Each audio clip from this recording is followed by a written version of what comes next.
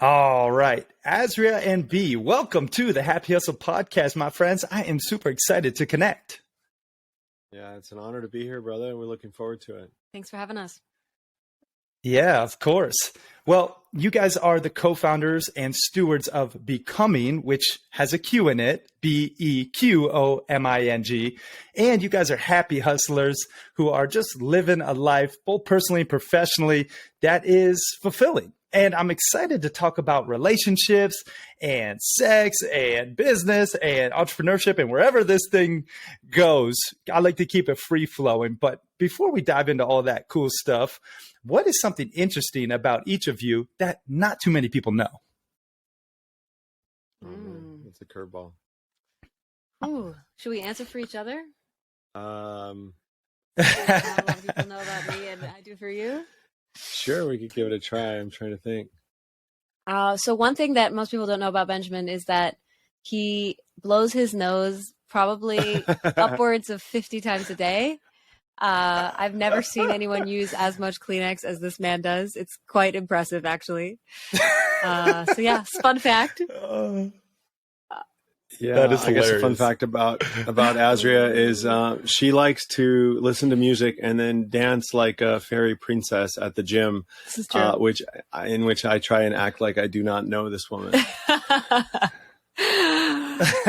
which point, when the more my he goodness. pretends like he doesn't Those are know me, great. the more he pretends he doesn't know me, the more I run over and tackle him and make it overt that we are clearly together. Oh my gosh. That is hilarious. Really great fun facts. I love that you went the embarrassing route first for each other. Shows the bond for sure. Let's talk about your relationship because as I mentioned in the pre-chat, I'm getting married in T-minus 10 days, and I'm really interested to dive into what makes a successful, I guess I don't know if that's really the proper term, but like a loving and thriving, happy marriage work. And I'm curious for you guys, if you were to distill your marriage, your relationship into maybe some wisdom for the happy hustlers who are looking to have a great union, what would you say is like the three biggest pieces that make your guys' relationship work? It's a great question. I'll just throw out one and see where it goes. But I think one of the things that really Azria's been a huge teacher for me in this relationship is, and she's modeled this for me and allowed me to kind of step into it in a greater way, is when something comes up for the other person, to look at what's coming up from and own it from a non-defensive place. And so we can have what I think allows us to have really powerful conversations. And we've had the most challenging conversations, but we have them from a place of curiosity. And what allows that to happen is that there's not a defensiveness. And so it allows us to be curious about what's coming up for us. If I'm being triggered, well, what in me is allowing this external thing to trigger me, and where's that trigger coming from? Is it coming from a childhood wound? And really taking ownership for that. And when something comes up that's challenging from the other person's perspective, if she's bringing up something that's triggering her, I can step into that from a place of curiosity, and we can have difficult conversations without then turning into fights. I mean, we've never been in a fight in 3 years of marriage, and we've had really challenging conversations because we're authentic and transparent. And so I think that's a big piece of what allows us to do that.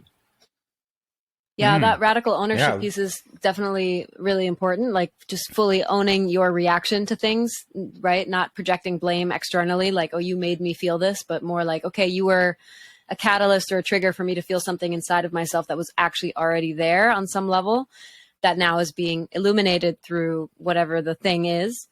So that's a huge one. And if you have two people who are willing to take radical ownership of their experience and their reactions, like it pretty much dissolves most conflict fairly quickly. I would say the other one is like to choose each other fully, like to fully choose this person and not be half in and half out is, I think, a really powerful way. Even if you don't necessarily know, like maybe you're dating and you don't know if this is the person you want to spend the rest of your life with, but what would it look like to go all in on the relationship so that you can actually find out, you know, much faster if this is really the thing, and to reveal all of yourself to that person without, you know, without trying to hide or pretend to be something that you're not, because you're still feeling out the other person and you're afraid of being too much or any of that. Like, just to really wear your heart on your sleeve, I think is powerful, and to go all in. And if it ends up being a month-long relationship, at least it'll have been deep and you'll have gotten your answer faster than if you spend, you know, 6 years kind of only showing 80% of who you are. So that would be the other one, I would say. And then last but not least, like humor. Humor is so important, I think, in any relationship, but especially in a romantic relationship, and especially when you're working together too, because Benjamin and I literally spend every hour of every day together. Like, we're creating so much. We're life partners, we're business partners. So of course, you know, things can get serious when you're building something significant and you're investing large amounts of money into your vision, and you have employees and you have deadlines and all the things. So it can sort of suck the lightness out of the space if you're not consciously aware, and then also consciously infusing playfulness, lightness, and humor into the relationship dynamic in all the in-between moments. Yeah, I guess I'd add to, I think, a deep mutual respect. I think that in previous relationships I've had and relationships that I observe, there's a misalignment of respect. One person respects the other person, their opinion, their perspective, much more than let's say it's just lopsided. And I think that you can't have a healthy relationship where there's a lopsided respect. And so I think that either needs to be, you know, equalized in some way. And the person who has, let's say is receiving a lower level of respect, I think has to kind of claim their worth in order for that relationship to be healthy. And so I think that's another thing, is we have a deep, deep respect for each other. And so even if there's a disagreement, we respect the other person's perspective. We don't have to agree on everything. We don't have to see everything the same way, but there's such a deep level of respect for the other person's perspective that allows us to be curious about that in a way that's not, you know, again, defensive. Those are phenomenal. Talk about starting off with a bang, guys. I like it. The radical honesty is so imperative. If you are going to be with a counterpart, you have to keep it real. Going all in. I love that you mentioned that, because I think in past relationships, I've had one foot in, one foot out, and that's when you just seem to waver off and on, and it just is not healthy.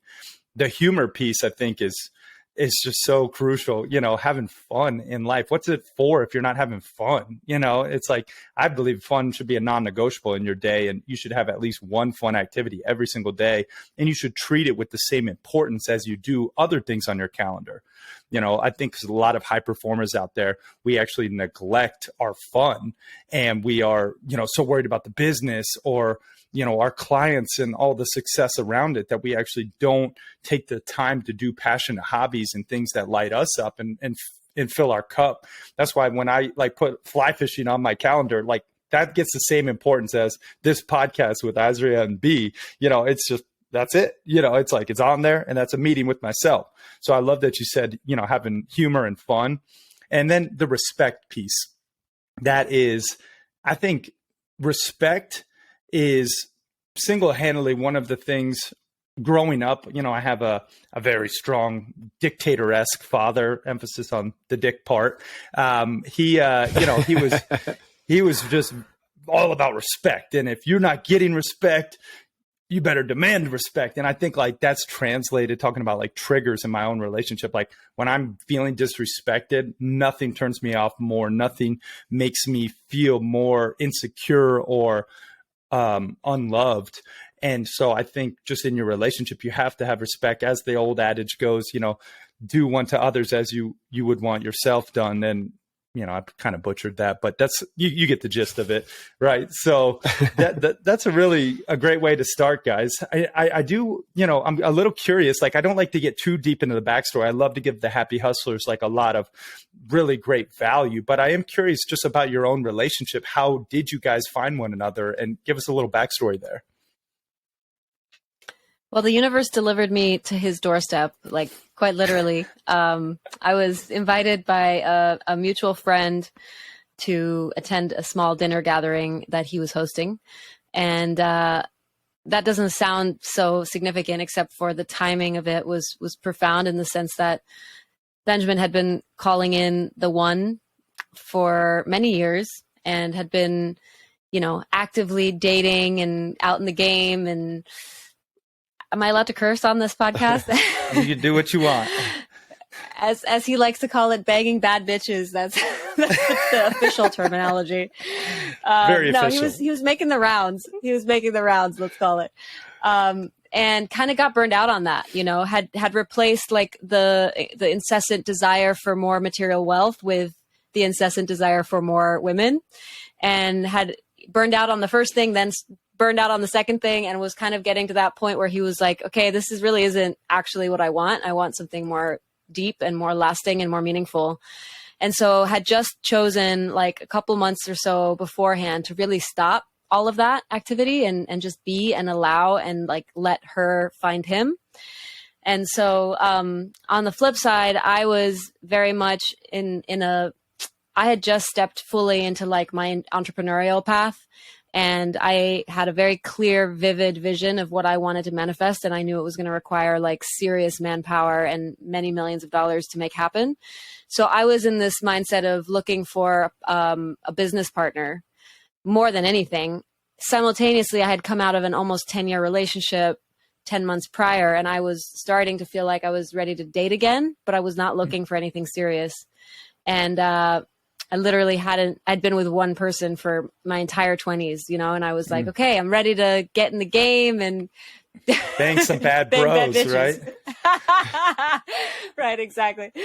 And so, Benjamin threw a wrench in my plan real quick.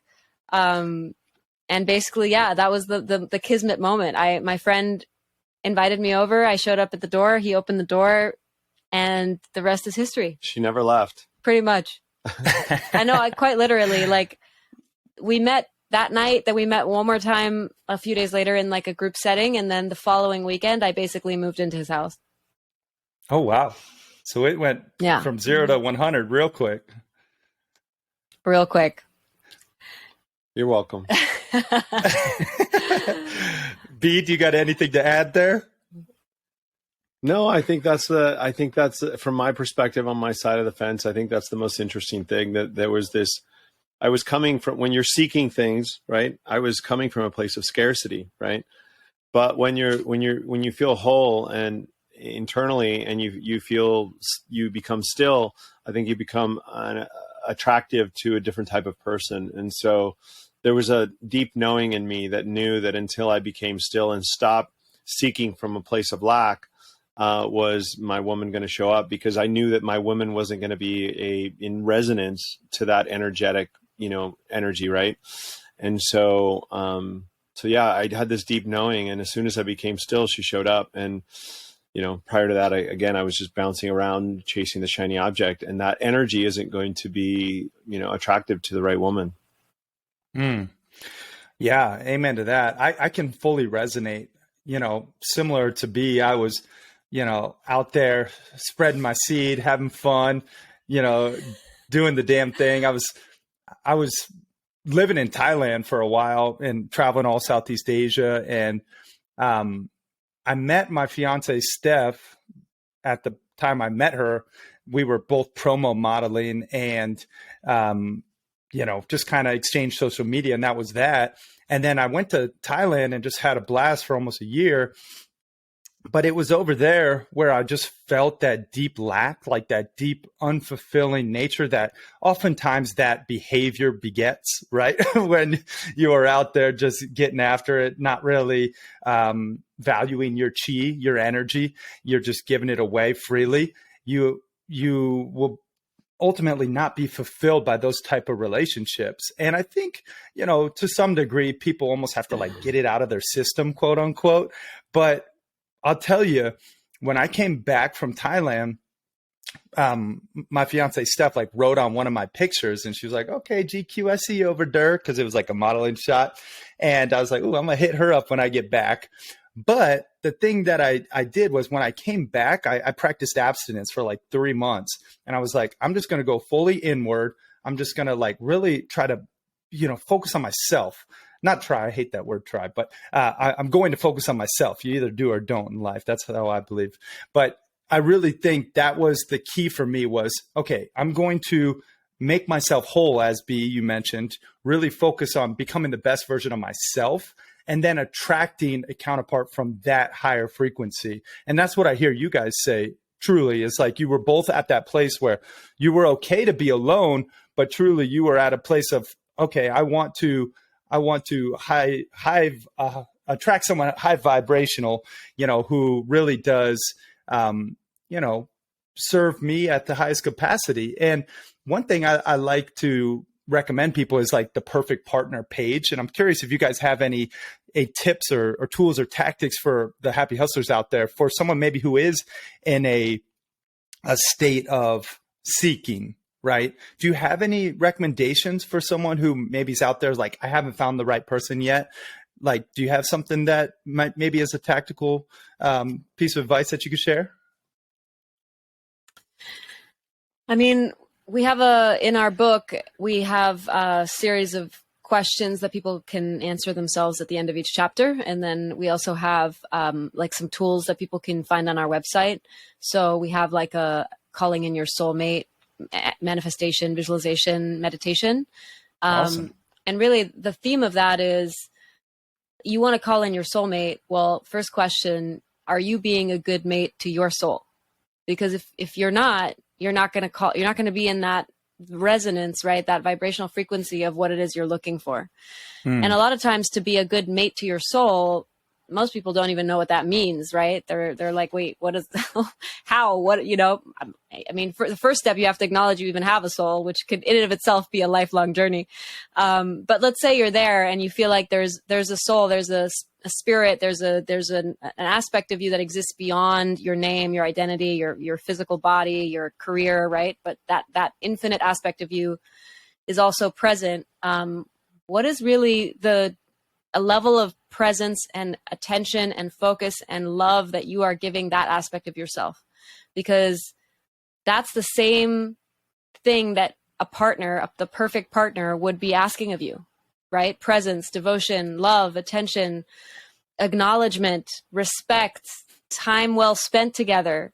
These are all things you can cultivate within yourself first and foremost.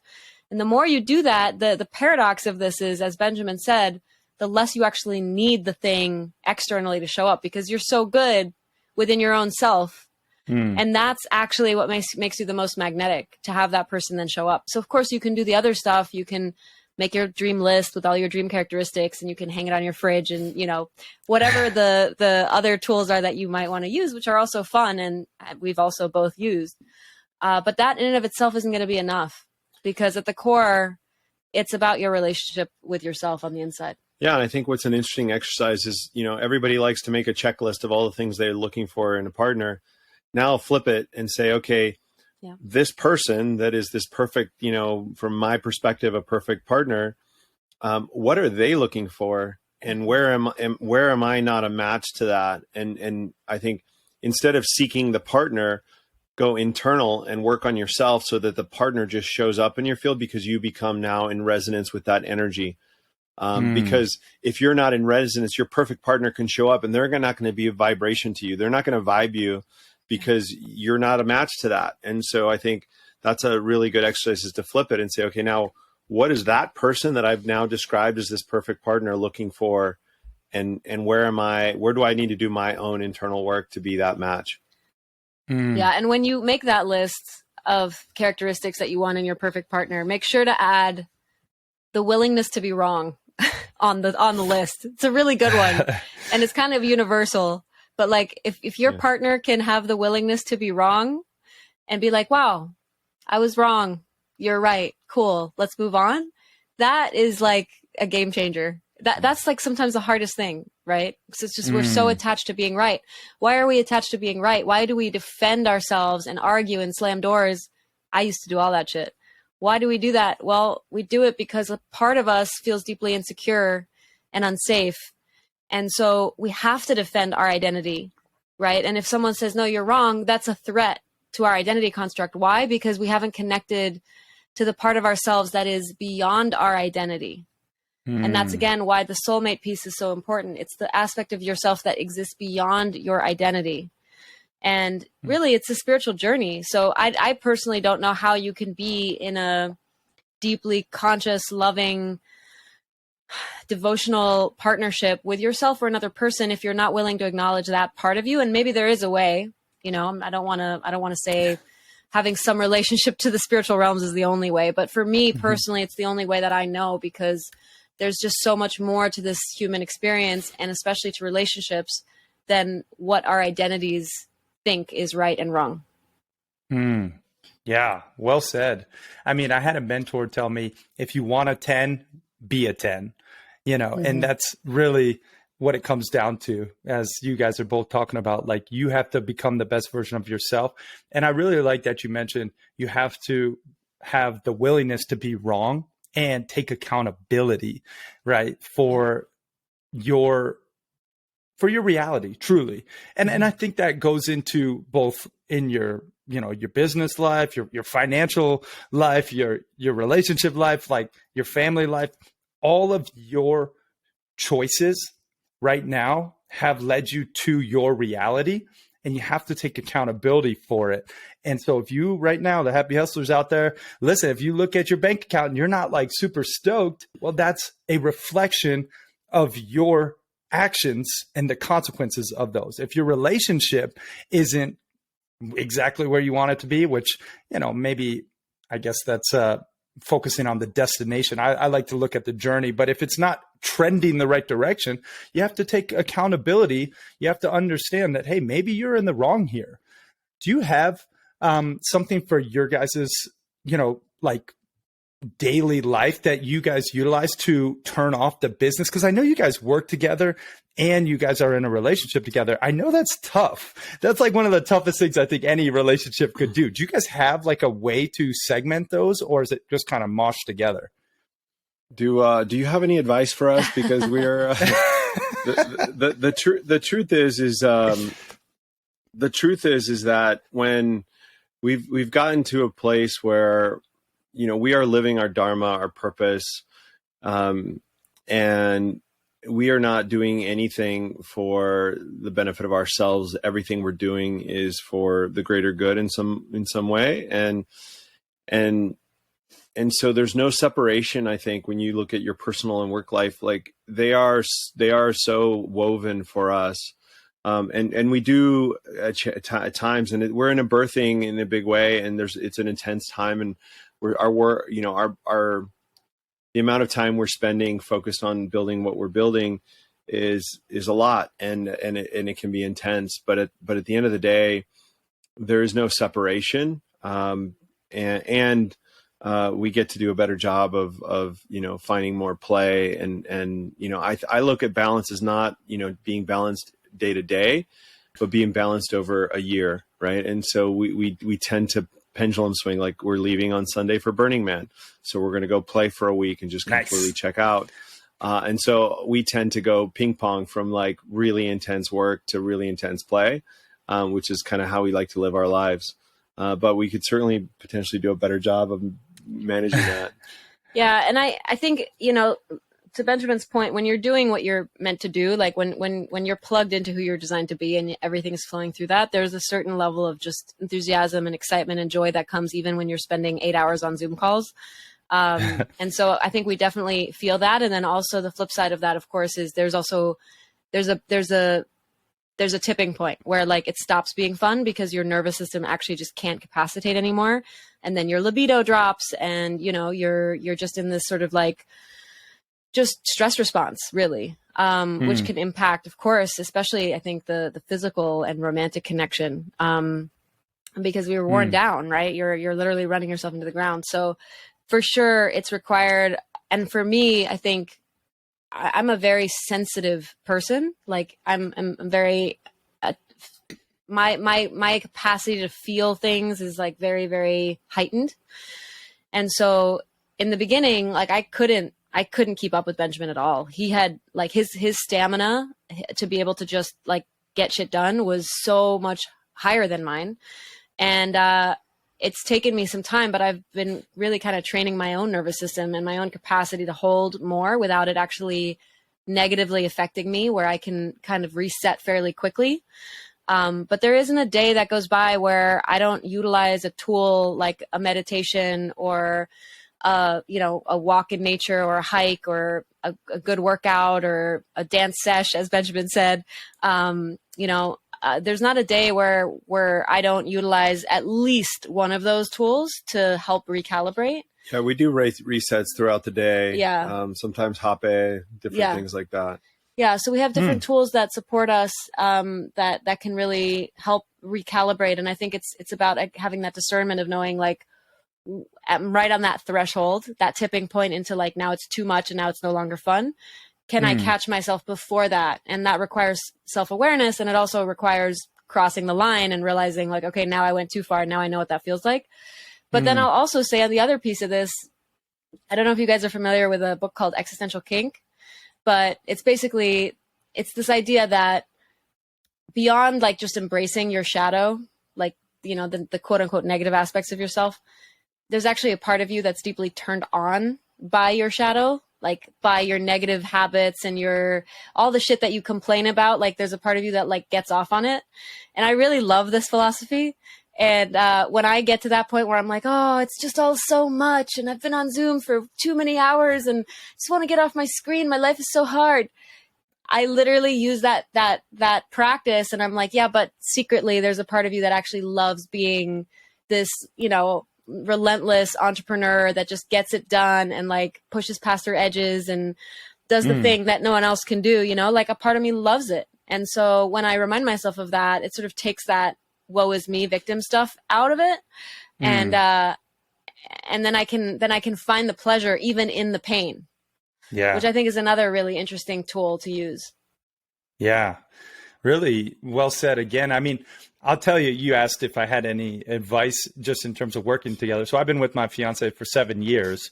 Early on, I think around like year 2, we were like, let's start a business together. This is a great idea.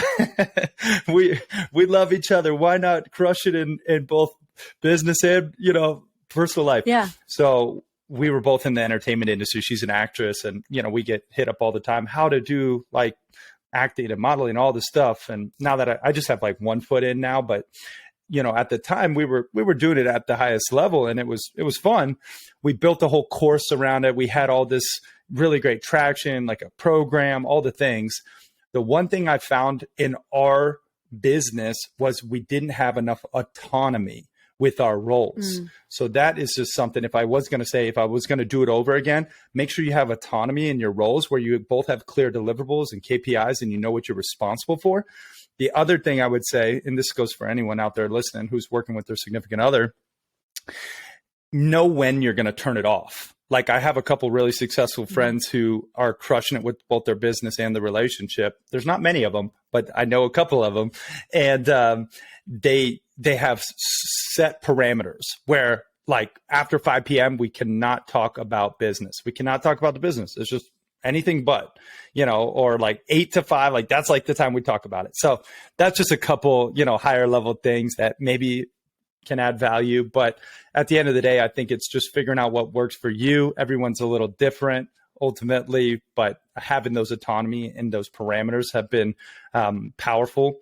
Now, I do want to talk about what you guys are building, which is super cool. And I'd love to have the Happy Hustlers, kind of start from where it began and then kind of bring us up to speed where you guys are at now and what the future looks like for Becoming. And whoever wants to start with a little bit of context. Yeah, we're essentially birthing an ecosystem of transformation, and it's birthed. Well, it's birthed. Well, it continues to be birthed. It's a long birthing process. No, well, there's layers to it, right? So it's being birthed in phases, let's say. But yeah, we've essentially, the short of it is like we're activating a community of purpose-driven pioneers. So we are able to serve that community in a variety of ways. Everything from, curated experiences, gatherings, retreats as part of our transformational programs, online courses, digital media, inspiring media is a big part of our message as well. And then we have our book as one of the entry points kind of into our world.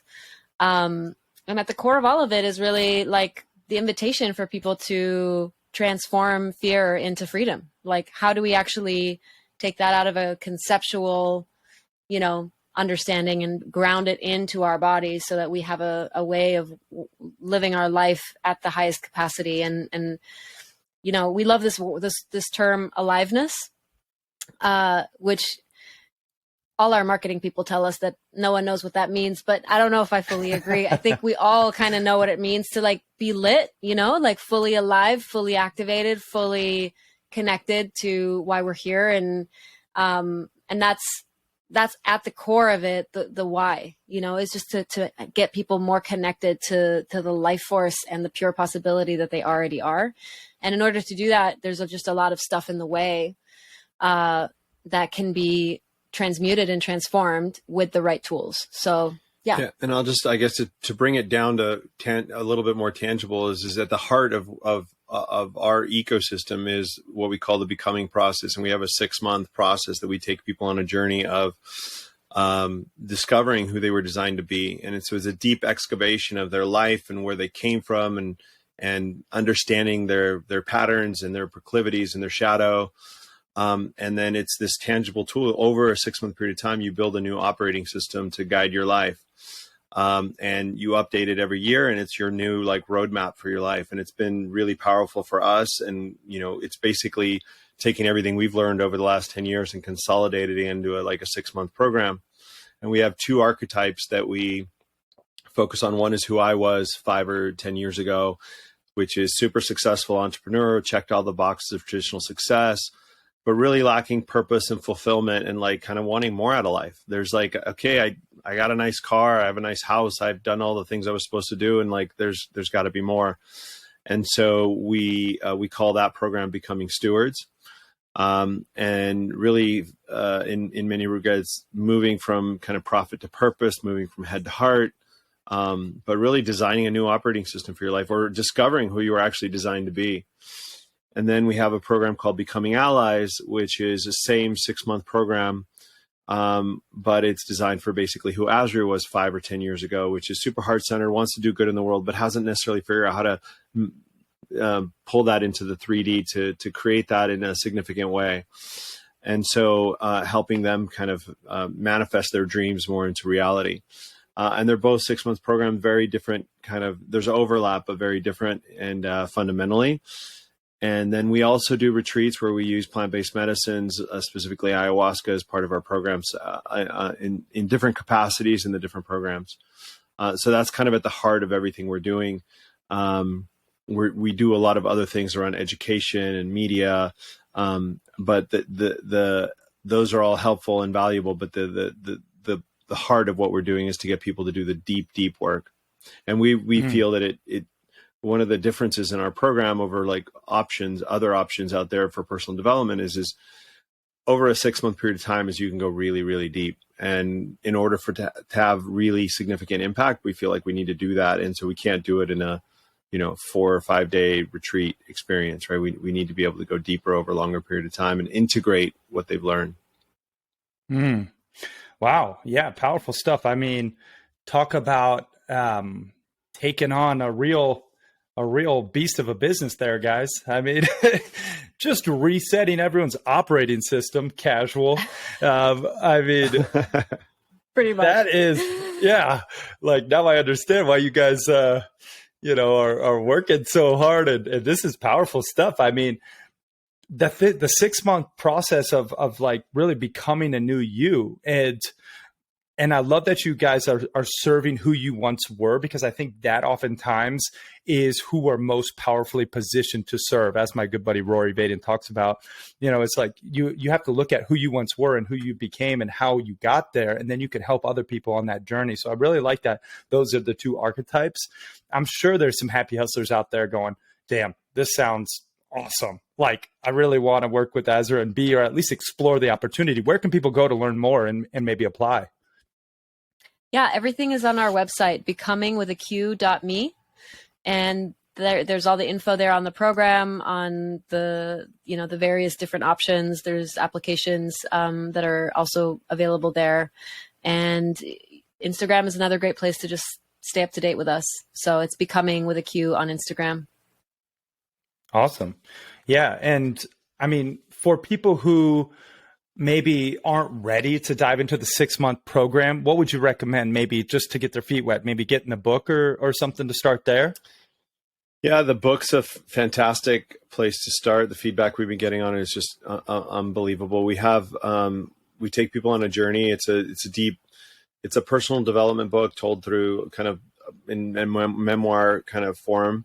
And it's very edgy, sexy. And at the end of each chapter, we have exercises and questions, and then those link to visualizations and other exercises on our website. But if you're answering even the questions at the back of the chapters of the book, you're well on your way to like asking some profound, deep questions.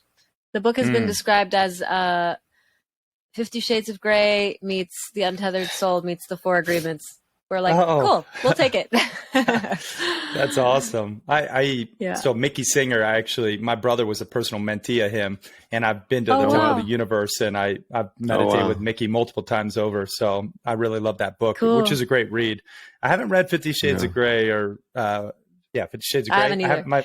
My fiance, she's watched the movie, and the whole shebang. I think every woman has probably, but that's cool. That's a great combo. And you mentioned sex and sexy, and I do want to go there because I think it's a really important topic. Like, that sometimes gets taboo, in the media or in business and in our circles, whatever. Talking about intimacy, just specifically, what would you say to maybe someone who is in a relationship? They really deeply care about their partner, but their intimacy has been lacking, and they're just not having the frequency or the quality that they desire. Where do you start? Where do you go to heal that person? Well, I think you have to understand how polarity works. So polarity is what creates passion, right? Polarity is literally like opposites. Opposites attract. That's a real thing. So when you are in a long-term relationship, you over time just get to know each other deeper and deeper, right? You get more and more into a groove. So what you're creating is resonance, which makes for a very functional relationship, but kind of kills all the polarity because it's the opposite. So you need both in a relationship, right? Resonance is like, hey, we're on the same page. We're going in the same direction. We can make decisions together. We can problem solve, like we can parent the kids, whatever the thing is, like we're a team. You don't want polarity in those parts of your life. That means you're at each other's throats, you're in conflict, right? You're arguing. But then in the bedroom, you want polarity. You want that full surrender from what my teacher would call the omega side, which would traditionally be called more of the feminine side. And then you want that full kind of like penetrative force of the alpha, which is like the masculine traditionally. And we're straying away from that language because just the gender stereotypes, but you need the pole basically between this alpha and this omega energy to create real chemistry. And a lot of times it depends on, so regardless of gender, those poles can shapeshift throughout the day. I spend a lot of my days in alpha because I'm running a business, right? So I'm telling people what to do. I'm giving direction. I'm in my leadership. I'm assertive. I'm making decisions. I'm forward thinking. These are all characteristics of alpha. When it comes time to be in the bedroom, I have to make a pretty strong and swift pendulum swing in the other direction. Otherwise, there's not going to be any chemistry. So for me, I actually have to have the energetic agility more almost than he does because his natural state is alpha in work, and then also his natural state is alpha in the bedroom. But I'm the one that has to like really learn. And so a big part of my work, and I work on this every day, and I have a coach that helps me with it, is to cultivate that ability to pivot when I choose, you know? And when I do, I can literally feel the polarity be restored. And when I don't, I can feel that it's just not there. So it's really cool when you have that awareness. And then, of course, you have to use the practices and the tools that are not just intellectual, but actually physical. A lot of it has to do with breath, meditative breath exercises. But to actually then use the tool so that then when it's game time, you can flip a switch and you can just drop in. I think what's also, just to elaborate a little bit, also don't make yourselves wrong all the time, because sometimes, let's say you're having a child and you don't have the resources to have help, and you're juggling that, right? Well, you're both in kind of an alpha energy when you're raising a child, right? You're the boss of that child, and so you're in this alpha all the time, right? And so a woman goes from being very much in her feminine potentially before, let's say, hypothetically, and then has a child, and all of a sudden it's like, why is the resonance gone? Why is the polarity gone? Mm-hmm. Well, the polarity's gone because you've now just shifted to spending your entire day in alpha over this child, right? Yeah. And it could happen in work. And so, our sexual connection is phenomenal. And we've had moments where the intensity of work, like we've had, a couple weeks here and there where it's just like, it's nuts. And all of a sudden we're like, what's wrong with us? And then, but we bring into the awareness of saying, okay, like there's actually nothing wrong. Mm-hmm. It's perfectly normal that we are in resonance and not in polarity right now. And that's killed our sex drive in this moment. And so instead of making the other person wrong, like I could be mad at her for being like, why don't you want to have sex with me? Something's wrong with you. You don't love me. That trigger my insecurities. Like we could go down a whole rabbit hole. Or we can just have the awareness of saying, oh, babe, you're in your alpha. It's understandable. What's the program? What's the plan to like create some polarity? Like maybe it's just going away for the weekend and leaving the child with our mother, right? Or Azrya is really good about doing her own work. So it makes it easier, but creating the spaciousness to allow for that polarity. But I guess what I'd say is don't make the other person wrong. If it's a lack of polarity, and it's the reason for the lack of polarity is temporary or out of their control, let's create some tools and let's shift it. And also give them some spaciousness, because if as an example, you hear a lot of it when people have a child, all of a sudden their sex life goes, well, it's a lack of polarity because the woman is now, or if it's the woman or maybe the man is now in their alpha. And so creating the spaciousness for that to kind of change and evolve and to be able to pivot and work on your energetic agility, as Azrya said. It's a practice, and it's not always easy when you've been 16 hours working all day and then you're going to pivot overnight in a second over to your feminine. You have to allow some spaciousness and be intentional about that transition. Yeah, I love that phrase, energetic agility, and really creating that polarity. That resonates with me. I tell you, I can already see in my own, relationship how and I think naturally, a person has either the alpha or the omega inside of them more than one another. We all have the yin and the yang, right? The different, right. Masculine and feminine energy, but I think there's one that's more dominant than the other. So leaning into that, when it comes time to be intimate, that's really powerful stuff. I am curious. I mean, I don't know your guys' take on it, but I feel like it's been all the rave of like open relationships or, just having multiple partners. What's your guys' take on open relationships versus monogamy? Or do you have one, or is it just, kind of what works for each person individually? Well, you'll have to read our book because we go kind of pretty deep down that rabbit hole, actually. Okay. It was, when we met, like we shared, it was like there was this crazy chemistry, instant attraction. We're just like, holy shit, it was like being on a roller coaster emotionally. We were like, whoa, what is this feeling with this, essentially this stranger who doesn't feel like a stranger at all. So we had all of this polarity and resonance, like right off the bat. And it was it felt like everything fit together, except for there was a discrepancy or a different perspective on this particular subject. So Benjamin was like, I'm really clear. I want, a monogamous long-term partnership. Like, this is what I'm clear that I don't want to share you with anyone else. And I've always been someone who doesn't really experience jealousy. And, then on my spiritual path, I've been deep in this exploration of like, what does it look like to live as love? What does it look like when love is liberated from fear and when we can just love freely? And like, there's a lot of beauty in that kind of concept, right? And to not create artificial boundaries, but to actually just like allow what wants to happen and trust and be in that heart open space was something that I had never really explored, but I was really interested in and curious about. And so, so I, when I shared that with Benjamin, it was concerning for him, and he really wasn't sure if we were going to be a good match as a result of that change in perspective. That said, I wasn't like dead set on it. I was like, I need to just share what's true, that this is an exploration, and it's not necessarily something that I am like absolutely committed to experiencing.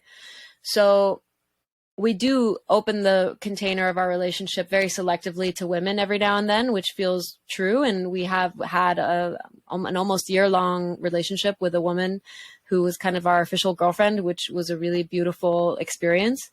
And that, of course, works really well because it's a shared experience, because both Benjamin and I are attracted to women.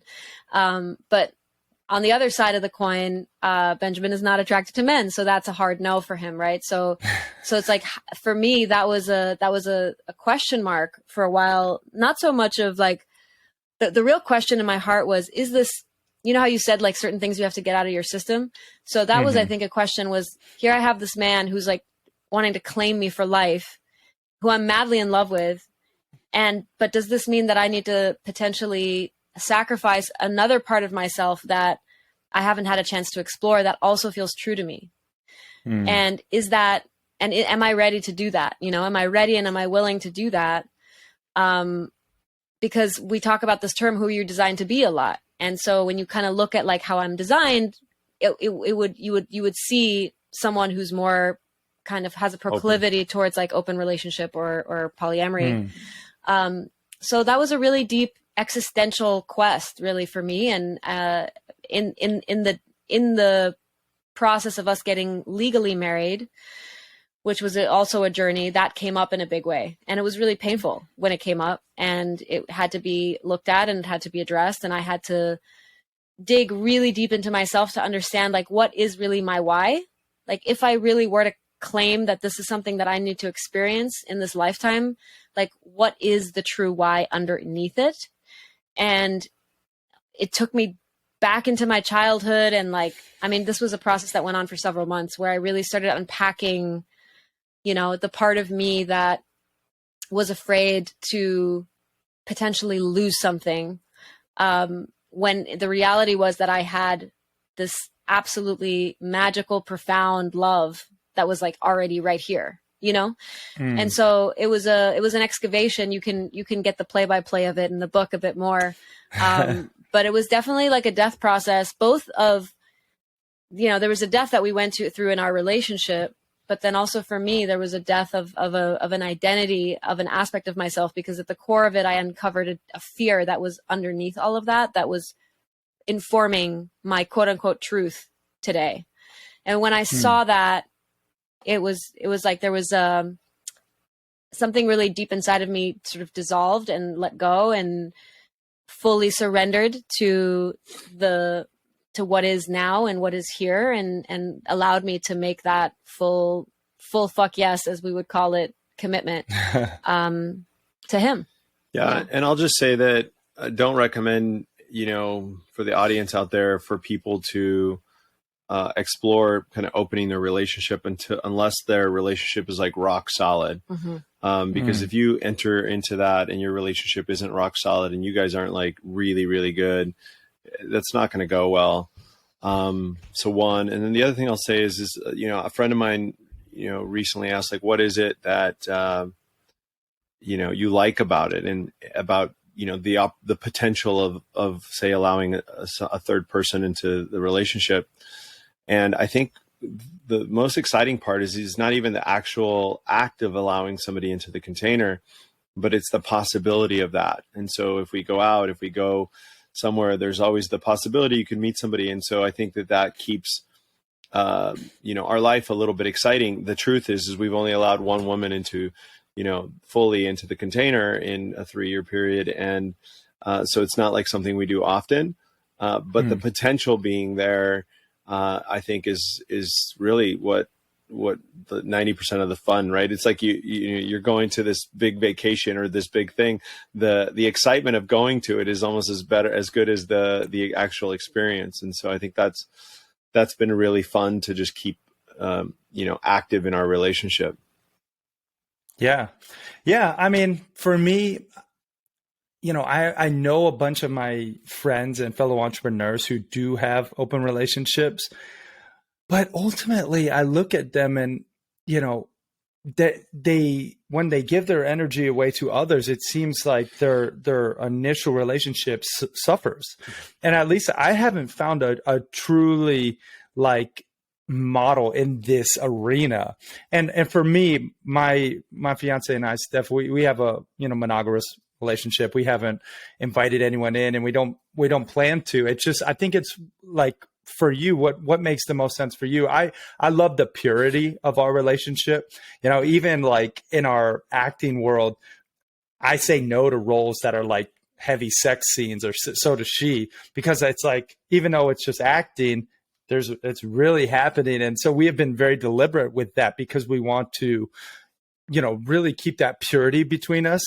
That godly husband and godly wife, we talk about that. And I think it's just, like you said, B, is a really great point. Make sure you're rock solid if you are going to explore that, because, it's a beast once you open up the Pandora's box and, start banging bad bros and bitches, but anyway, yeah. Let's one more thing. Go ahead. One more thing I'll say to that. I think it's important to distinguish, like, open relationship is a lot of times kind of like, okay, you go do your thing and I'm going to go do my thing. And I think what you're observing when you say you feel like the core relationship suffers is because there is actually only so much energy that you have available, that is available to you to give to the world. And so by default, if you're going to give some of it over here, you're going to take some of it away over here. And that's just normal. So like, you have to kind of make a decision. Do you want to go wide or do you want to go deep? Right. And so for us, we're really clear. We want to go deep. That said, because we share the experience, and it only happens if it's a shared experience, it actually amplifies our connection even more. It's like, if it nurtures and deepens our connection, then it's a yes. But if it doesn't, then it's a no.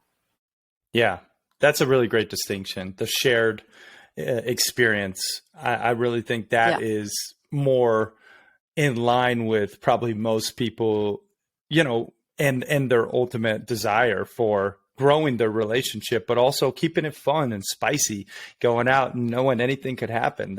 I get that it's like the chase, that's always, an exciting piece to the puzzle. So really cool stuff here, guys. I do want to ask you some of the more traditional happy hustle questions, and then put you through the rapid fire round, and then we'll wrap this interview up.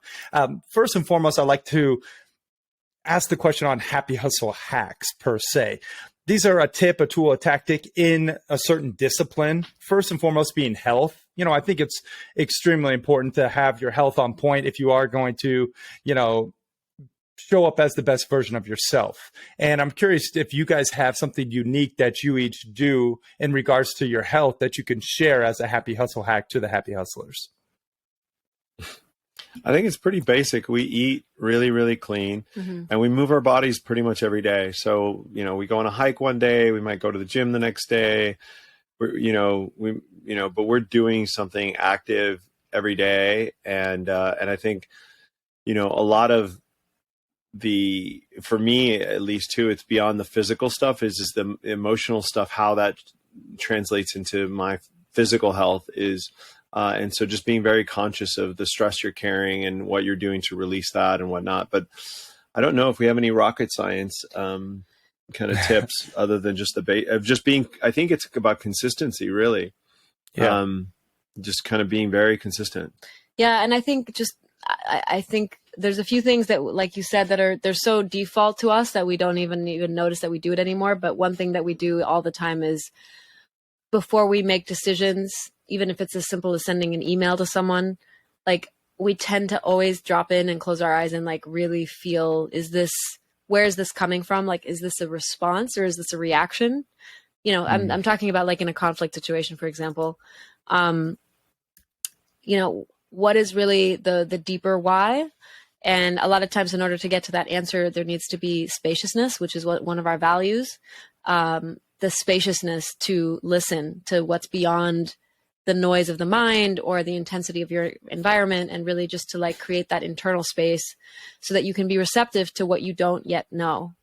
That's a really important tool that I think we use more than we even realize. Yeah, that's awesome. I love that just consciousness, checking in, and then moving the body, eating healthy, eating clean, really, you know, that's just the catalyst for really happy hustling in any capacity. But cool stuff there. Let's talk about money. I think it's really important to talk about money. You know, I'm sure you guys have made a bunch and lost a bunch. And, you know, for me, I look at money as it's an energy, you know, it's a tool. It makes you more of who you truly are. Do you guys have a tip, a tool, a tactic, a happy hustle hack in this arena? Maybe something you do to save or invest or spend wisely that you can share with the happy hustlers? I mean, money has been a huge teacher for me, specifically for many, many years. I really saw money as a teacher because it illuminated and revealed and forced me to confront all of my own limiting beliefs and my own scarcity consciousness. So it was like, through not showing up in my life the way I wanted it to, it was the greatest gift, because it forced me to feel my shit and go through that process of like getting to a place where I was genuinely okay with having nothing. Was kind of the most liberating thing that I personally could have gone through. And I think it's what primed me to be able to actually receive and hold and steward large sums of money. And to do so not from a place of grasping or needing or attachment, but from a place of true listening. Yeah, I could give you a really, really long answer to this question. I'll try and really condense it down. But you know, for me, for most of my life, I was, you know, your typical, you know, aggressive alpha CEO, you know, more kind of energy. And through this work that I've done, and through a lot of ceremonies with ayahuasca, I was able to really excavate the root cause of where that was coming from. And it was coming from deep childhood wounds and insecurities. And so there was a part of me that didn't feel safe in the world. There was a part of me that felt like an imposter, that at any moment I was going to lose everything I had and I would never be able to replace it, because I just didn't feel worthy at a core level, that beyond my conscious awareness. And so through this work, I've been able to kind of heal that and get to a place where I do feel safe in the world. And I feel like if I lost everything tomorrow, I'd be just fine and I could rebuild and have a new faith in myself. And so my relationship to money has completely shifted. And so I guess when I ask, you know, from my perspective, we look at ourselves as stewards of everything we have. And whether you have a lot or a little, you can still view it as a stewardship kind of energy. And so I don't have any tips on investing and different things like that. My tip is really to look at your relationship from an energetic perspective to money and prosperity, and really question that, because at the root of that, you know, you could have $100,000 in your bank or $20 million in your bank, and the $20 million person might have more scarcity and concern and fear in their system than the person with 100,000 or nothing in their bank, right? And so the biggest tip I can say is work on that relationship to it, so that you feel prosperous with any amount of money. because that's the real game, is to feel prosperous no matter how much money you have, no matter how many things you have. And if you can do that, it's a much easier way to live than trying to figure out how to get 10% more, money in the bank account, and that's been my journey, is to truly get to that place. And it's a practice. It's not to say I've solved that for myself. It's that I'm aware of it and I'm interacting with it and I'm practicing, living in a state of prosperity instead of a state of lack, right? Because when at times in my life, I've had, significant amounts of wealth and was still in an energy of lack and scarcity. And so I would say, look at your relationship to money from an energetic perspective. Yeah. Money is like a magnifying glass. So if you use fear and anxiety to get a lot of shit, a lot of work done and make a lot of money, then you're not getting rid of the fear and the anxiety through the money. You're actually just amplifying it. You're just expanding. There's more things now to be anxious and afraid about, specifically losing all your money, right? You just become a slave to the thing that you've created. You create an empire. And I spent most of my life feeling at some point like a slave to this, empire that I had built, and have really shifted that in a dramatic way. Yeah. Maybe one hack as a question that people could take away is to always ask yourself, who am I without that? Yeah. Whatever that is for you, fill in the blank, but who am I without it? And can I feel confident and solid and worthy without this? Yeah. That's empowerment. That's for sure. And I think it's just living with that attitude of gratitude, being grateful for what you do have, not what you don't have, that abundance mentality, and really examining your relationship to prosperity. Those are some really great stuff there, guys. One last question in terms of happy hustle hacks. Spirituality. I don't really care if you believe in one God or another. I just cared that the happy hustlers have faith in something bigger than themselves, and that's really, my dad is Catholic, my mom's Jewish. So I'm like this religious mutt, but I believe in a higher power. I pray every day. I'm really tapping into my spiritual side more and more. Do you guys have a spiritual practice or a happy hustle hack in this arena that you could share? To me, life is the spiritual practice. There is no difference between, how I wash the dish and how I check off my to-do list and how I clean the toilet and how I coach a client. All of it is actually an opportunity for me to be in worship or in devotion to the gift of being alive. And if nothing else, if none of the deities or none of the religious dogmas work for you, can you be in devotion to the gift of being alive? Can that be the thing that you're in devotion to? Because that in of itself is a fucking miracle, And so if you can really see that and cherish that, it'll transform your life and you'll be connected to spirit, because everything that you see in this world, even if it looks like it's made of matter, is actually 99.99999% wave, meaning energy, and only 0.00001% particle. And so it's all spirit.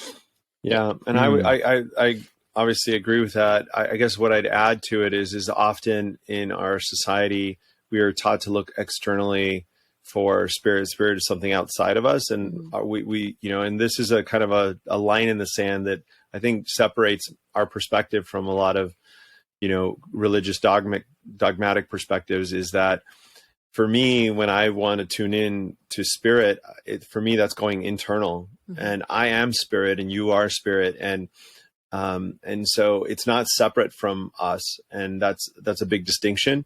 And so for me and for us, frequently is when we need to tune in and really want to feel connected, we go really internal and tune into the spirit within us that is the same spirit that is outside of us.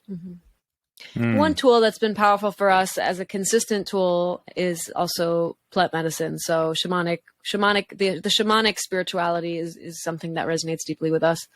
Largely because it allows you to get out of your conscious mind and into your subconscious mind, into that see beyond the veil of what you think and what you're programming and all of that, to really tap into that pure essence of who you are, which is connecting to spirit. Yeah. And so it's it's a tool, and it's not a tool that everyone should use. And there's many tools. Meditation's a tool. There's tons of tools, and we're not trying to make religions wrong in any way. They can be a valuable tool for people. But for us, plant medicines has really been that tool that allows us to kind of get beyond the veil of so to speak. Yeah.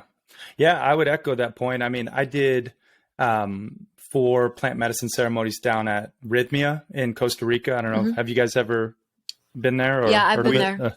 Oh, nice. We know of it, yeah. Yeah. And I'll tell you what, my fiance went with me. You know, it was very powerful. And I forgave myself, everyone who's wronged me. I went, very deep. And I think it does make you examine your triggers, your trauma, and everything in between. So for the right people at the right time, if you feel called, for sure. I don't think it's for everyone, and it's definitely not a party. So if you're not ready to do the work, don't go, seeking plant medicine for some type of external tool. It really is when you're ready. But I do agree. I think it is powerful. There's plenty of tools out there. But yeah, those are some great stuff. Tune in inside and everything spirit. Now, guys, this has been phenomenal. I do want to put you through the rapid fire round, and we'll wrap this up. This is basically where I just ask you random things and you answer honestly. First thing that comes to mind. Are you ready? Do we each answer, or do we take turns? No, you each answer. Yeah. Okay. Favorite movie? Go. Braveheart. Fight Club. Favorite book? Becoming. No, I would say The Gene Keys. The Untethered Soul. Nice. Favorite food? French fries, but the skinny kind. A burger and fries. Yeah, a good burger and fries. Yeah. What's your spirit animal?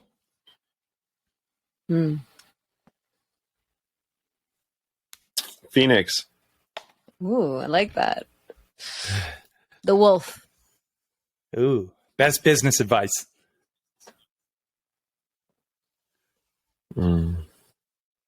There's further to go and nowhere to get.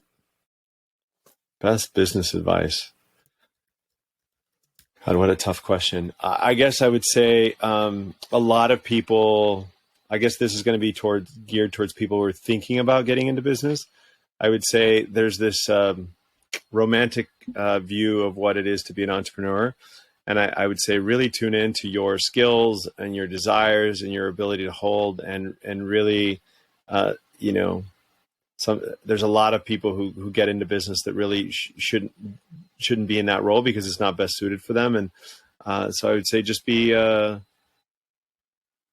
really discerning and don't look at being an entrepreneur from a romantic perspective, because most entrepreneurs work harder and make less than they would if they just worked for somebody else. So I guess that would be my advice. Yeah. Yeah. 3 things you're most grateful for.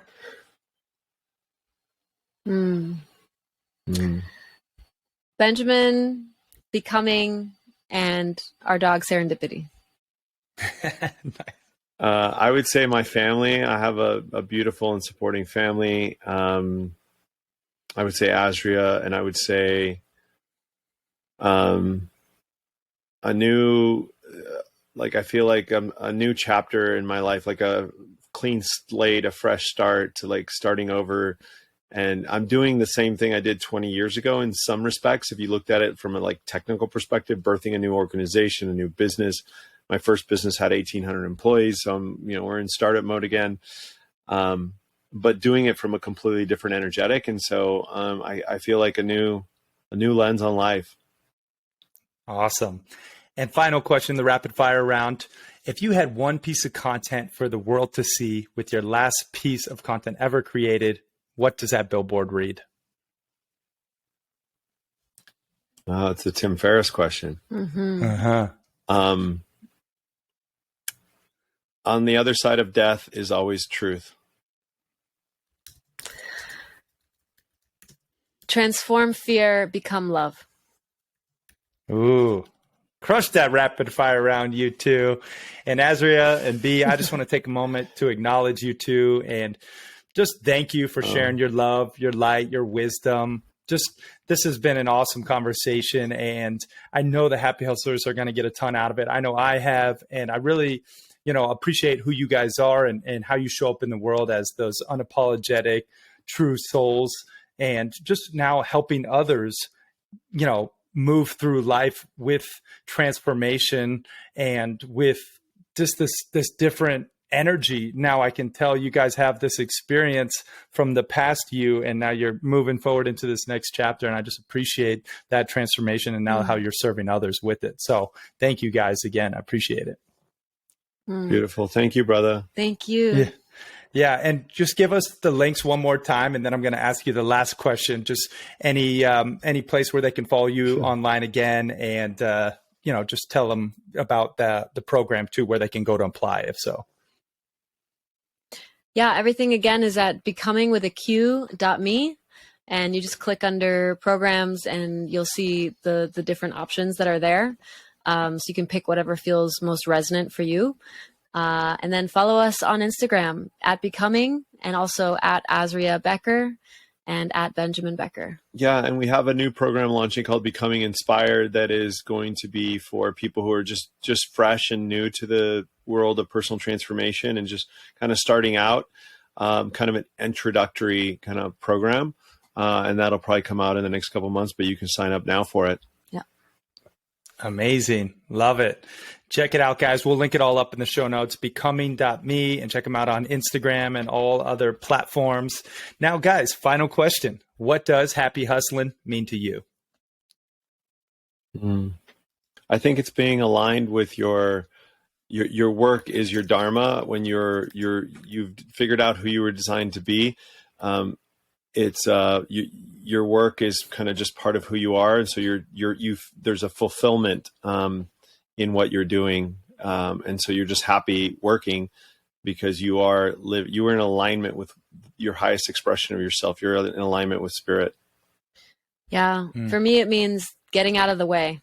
Like get out of the way and let something bigger than you move through you and inform all of your actions. And even if it's intense, and even if it's, 14-hour days, like you will be fueled by something beyond you. Mic drop. Azrya and B, thanks for watching and listening, y'all. We are out. Peace and love.